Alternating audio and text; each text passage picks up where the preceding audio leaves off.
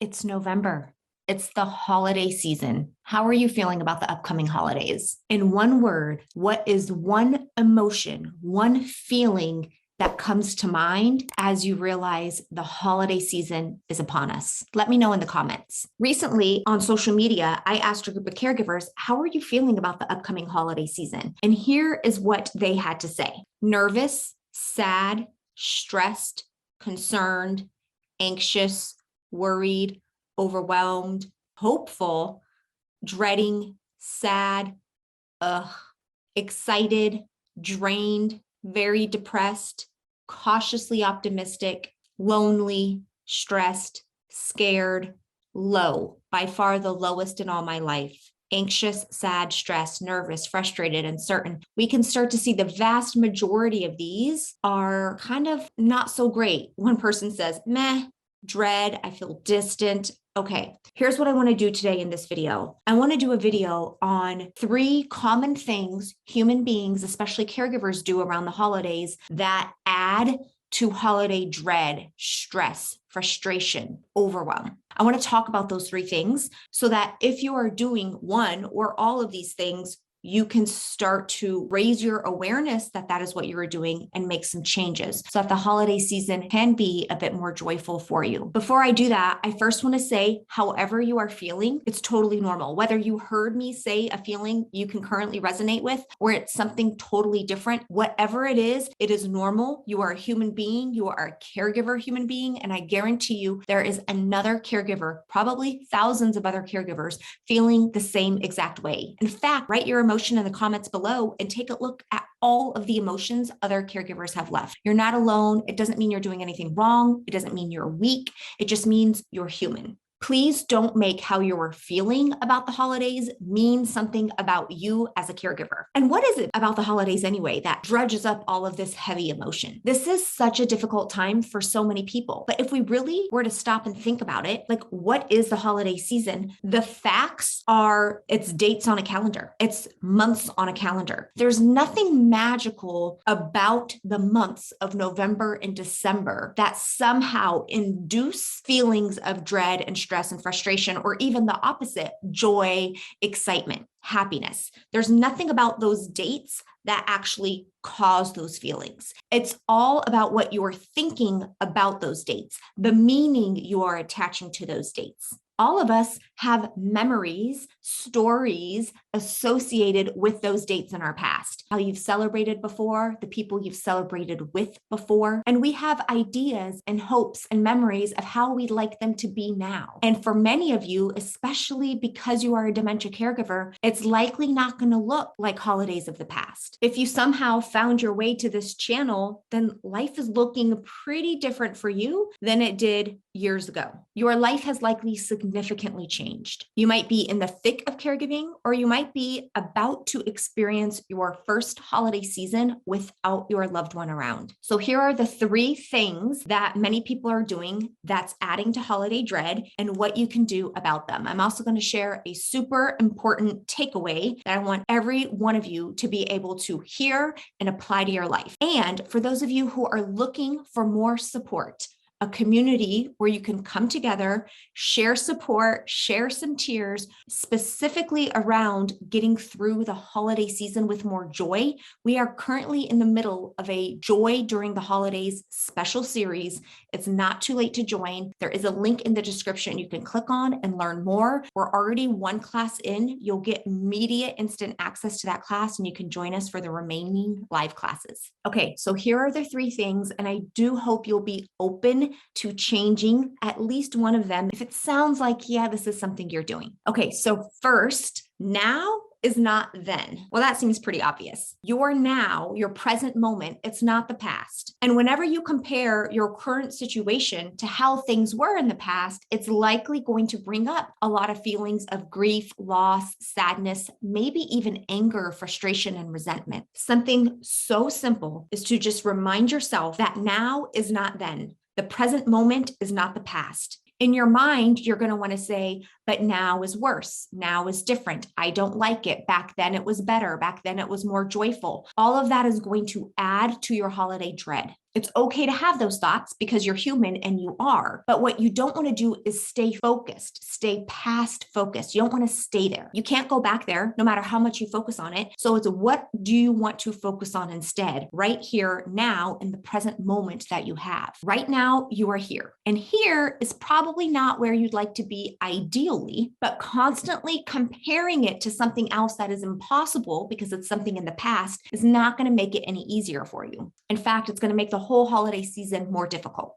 And I talk to my Dementia Care Club members all the time about how you can't just hear something. You actually have to apply it to your life. So how could you apply this strategy, this idea of comparing your present to the past? How can you make a tweak, make a change in your day-to-day life? What are you going to do instead when you catch your brain going to the past? That is going to happen. What are you going to do? Are you going to choose to stay there, or are you going to bring yourself back to this present moment? You actually have to make that change. You have to catch your brain doing that. Your brain is just going to do that because that's what it's been doing. But you can direct it where you want it to go after you realize what is happening. That's within your power. So number one, basically, is staying too past focused is not a great idea. Comparing your current situation to the past is usually not a great idea. Now, if you do that and it brings you feelings of joy and happiness and peace, by all means, go for it. But the vast majority of caregivers I talk to, when they look to their past, especially during the holidays,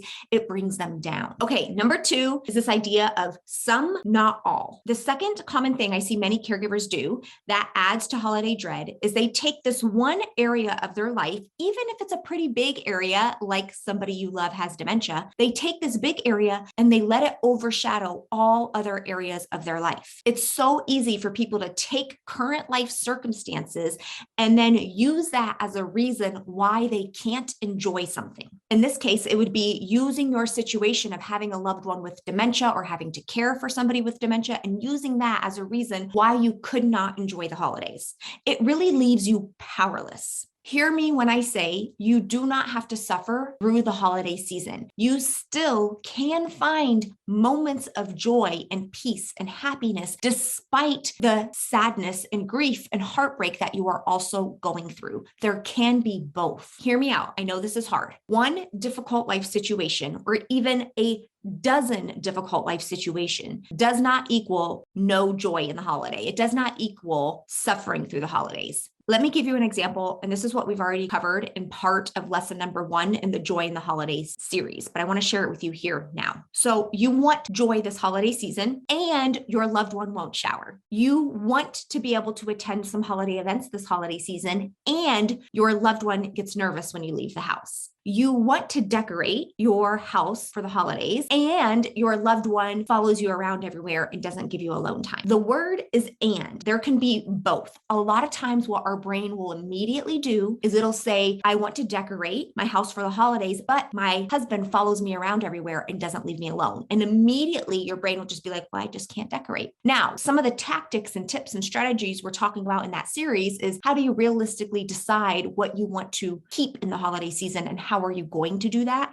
Having somebody with dementia. And in this case, the decorating might look differently than it has in years in the past, and that is okay, but it doesn't mean it can't happen. It can. Notice the difference when you use the word and versus but. It's a huge difference. You can have two things and both of them can be true at the same time. You could have some sadness during this holiday season, and you can also have some joy. You can look forward to some things in the holiday season and have a loved one who maybe doesn't even realize there's a holiday season. You can have both of those things at the same time. So the idea here is some, not all. Some areas of your life will have to change. Some ways you celebrate the holidays will have to change. Some of your activities, events, what you do during the holidays will be different, but it doesn't mean all of the joy in the holidays is not possible. It's still possible. Some of this holiday season, no doubt, will be difficult and hard. I mean, it's pretty clear just based on the responses on my Instagram account. It's going to be different. Some of the holiday season will be sad, but not all of it. So what might be some of the areas you can start enjoying in the holiday season? What do you have control and power over? Put your attention there. Is it maybe you cooking a favorite meal you only cook a certain time of year? Like I have a friend, her mom passed away from early onset Alzheimer's disease. And every year she makes these dumplings. She doesn't make them any other time of year. She used to make them with her mom. There is sadness in her life around the holiday season because her mom is no longer here. There's even some sadness as she makes the dumplings and she is reminded of the memories of her mom. But there's also joy in there. There's sadness and joy. So for her, it's cooking a special meal this holiday season. What is it for you? Is it listening to some holiday music, decorating some cookies, watching Lifetime movies? What is it for you that you can do? And number 3, another common thing that I see that causes a lot of dread, and this is what so many human beings do, is we resist our emotions. So this is when you might feel sadness, frustration, grief, and you want to do whatever you can to get away from it. You want to push it away. The last thing you want to do is feel it. So you might try to distract yourself. You might try to turn on the TV, go for the bag of chips, pour another glass of wine, maybe even open up social media and just mindlessly scroll. We are doing something to stop the feeling because the feeling is uncomfortable. But the problem with that is when we are resisting the feeling, it hangs out longer. I was having a heartbreaking conversation with one of my Dementia Care Club members recently, and she was feeling so down. And I was talking to her about, well, what are you doing? And she was like, well, I'm trying all the things. I am trying to distract myself. But that is exactly, in many cases, what you don't want to do. Every time you are afraid to feel a feeling, it persists. It lasts longer. I talk a lot with my Careblazers about this idea of letting an emotion go through your body. We don't even know most of the time how sadness and grief feels. How long does it last? What's the intensity? Because the minute we feel that twinge of sadness or grief or anger, we want to do something to get rid of it. And by doing that, it's like pushing the beach ball under the water. You try to hold it down, hold it down, hold it down, and it pops up even higher than it ever would have, versus letting it float around you and then eventually it floats away. That's what I'm asking. This is a hard ask. Basically, stop trying to run away from the feelings at the first inclination and observe it, feel it, watch it, process it through your body. And the irony of this is that it tends to go away much quicker than when we just try to distract and avoid it. Rather than resisting those hard emotions, which is just going to keep them around longer, we want to allow them. When caregivers sometimes tell me I am always sad, or I am always heartbroken, or I'm always anxious, or whatever it is, when they say something like that, it tells me they're afraid to really feel their feelings because they think they are always feeling that way, when in reality, they're not even allowing themselves to fully feel it. So it's just always hanging around. So if this is something you can identify yourself doing, practice, even if it's just for 10 seconds longer, 30 seconds longer, before you go reach for that second bottle of wine, or before you go turn on the TV or decide to scroll again. You just like, let me just feel this. How does it feel? And the amazing part about that is you start to build a confidence and a reassurance and a knowing that you can feel those emotions and that you have this ability to process through it without it totally derailing you. And here's the secret about emotions. I want all of you to know. We all have them. You're going to have a broad range of them. Some of them are going to feel great. Some of them are not going to feel great. It doesn't mean anything is wrong with you. One of my Dementia Care Club members recently told me, I feel weak. I feel weak for feeling this way. It's like, no, don't put that label on your emotions. Don't judge your emotions. You can literally just say, I'm human. I guess I have emotions. Like, this is the emotion I'm feeling. Don't judge yourself for how you're feeling. That is going to make the holidays more difficult. That is going to make your life more difficult. That's going to make caregiving more difficult. Allow yourself to be human. Okay, Careblazer, I hope this helps you. Are you doing any of these 3 things? Let me know. And remember, watching a video, reading an article, listening to somebody else, it does nothing to change your life. You have to take it and try it. Be willing to at least try it and see what it can do. See the ripple effect it can start to have. If you want to join me, an amazing group of Careblazers, as we go through this special series on creating more joy in the holidays, then I invite you to join us. It's not too late. There is a description in the link below in this video. I am sending you so much love. Bye. Also, Nico gets a belly rub for every person who subscribes from this video. So if you haven't already, click the red subscribe button. It's totally free. And Nico says, thank you very much.